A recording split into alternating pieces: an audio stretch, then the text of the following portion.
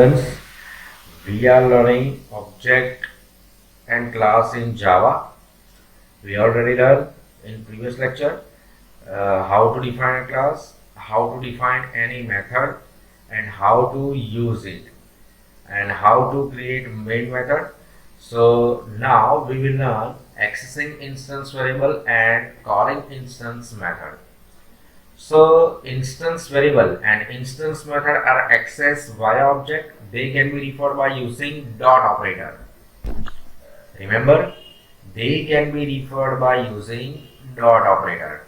So here syntax object reference dot instance variable or method. Suppose r1 dot display. Suppose r1 dot length. So for example, we can refer to length of room R1 using R1 dot length. See here in our program and invoke method R1 dot display that display attribute value of room R1 as can be seen in code listing 8.1. Not that here dot is an operator and associativity of dot operators is from left to right. So remember that data should be protected from such direct access from anywhere in the program. Such protection is possible with the use of access modifier that we will see later. So when the instance variable are referred within the method of the same class, there is no need the use of dot operator. For example, in code listing 8.1 in method display, instance variable are accessed without using a dot operator. This is possible because method is invoked using reference. So variable R1 and thus referred instance variable are considered to be the corresponding object stored at R1. As studies, when we only declare an object using class, object is not created. In this case, reference variable does not refer to any object and its initial value is null by default. Use such null reference or null pointer is illegal and may raise an exception. So referring instance variable or invoking method with null reference will give an error. So trying code, see room R1. Room is a name of class and R1 is R1 is a reference variable. So here we can see system.out.println R1.length. See here length is an attribute and R1 is an instance variable. So see once again R1 dot display here method and R1 is a reference variable. So here display method invoke for R1 reference variable. Okay, now class variable and class method as discussed earlier. When an object is created using new keyword, see new keyword, memory is allocated from heap area to store the value of its attribute. Thus, every object has its own instance variable occupying different space in memory. Now, suppose we want to have a total number of windows of all room object created so far. To store this value, it requires only one variable per class. It is meaningless to keep this variable as an attribute of each object. Actually, it is not an attribute of an object, it is an attribute of a class. Thus, when there is a need to have some variable that is shared by all object instance of the class, same class, the variable should be allocated the memory only one per class. It means that variable belongs to a class and not to an object. Such variable can be declared with a class using static. So keyword before data type and this static variable are called class variable. Value of instance variable are stored in instance, whereas value of class variable are stored in class itself. So let us declare class variable total windows by adding following statement in class with instance variable. So see static integer total window. Here integer is a data type. Total windows is a name of variable and you can see one more keyword that is static which is declared class variable total windows for class. So static variable can be accessed without creating an instance of class. For example, if we try to display the value of total window without creating an object, any object of the classroom, it will display 0. Just like class variable, class method can be defined using static keyword in front of the method definition. Try following method in room class to display total window. See, we can see here example. So here you can see in our example, length, width and height. It is a three variable and its data type float.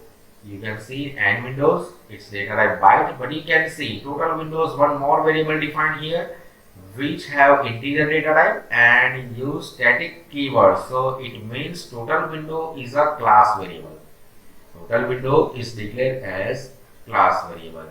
So you can use as a class variable. See here three method defined here: side attribute, side windows and areas, and fourth one display. So now you can see class room demo static which have main method. So if you save the file, then name of file that is room demo static .java. So here see room r1 is equal to new room. See, r1 is a reference variable. It is created from room class. So new keyword allocated memory to r1 reference variable, and same way here this create r2 reference variable which is created from room class, and new keyword allocated memory to r2. r1 dot set attribute. Here set attribute is a method which is defined variables, initialize variable and invoke for r1 reference variable. Same way r2 reference variable for set attribute invoke for r2's reference variable, and which is initialized with length, height and width and number of windows. Afterward you can see r1 dot display and r2 dot display. So display here two value for r1 and r2 reference variable. But afterward you can see r2 dot system windows by 2. So now set value 2 for r2, and now see system out println total number of windows room dot total windows. So room is a name of class and total windows is a class variable. So here class variable is invoke for room class. So you can see here output of this file. See, when you compile these files, then if it will present exit code 0, then your file compiles successfully and then it will generate bytecode file and you can now run it. So use tools and run option for to run, and after run you can see its output like this. You can see here room 2 number of total windows modified from 1 to 2 and total number of windows now 4. So here we have written an additional instance method side windows that update total windows by subtracting the old number of windows and adding new number of windows in a room method. Side windows is defined in the same class, so it can access class variable total windows without class name. In main method that is defined outside room class, class variable total window is to be accessed as room dot total window using class name. Class method are global to the access itself and available to any other class or objects. Therefore, class method can be used anywhere regardless of whether an instance of the class exists or not. So now when should we use class method? So the method that operate on a particular object or affect that object should be defined as instance method that provides some general utility but do not directly affect on instance of the class are better declared as class method. Here example for a prime number between 3 and 100. You can use itself yourself. See, for sorry uh, prime number between 3 to 100 display here, and here you can see here define static method is prime.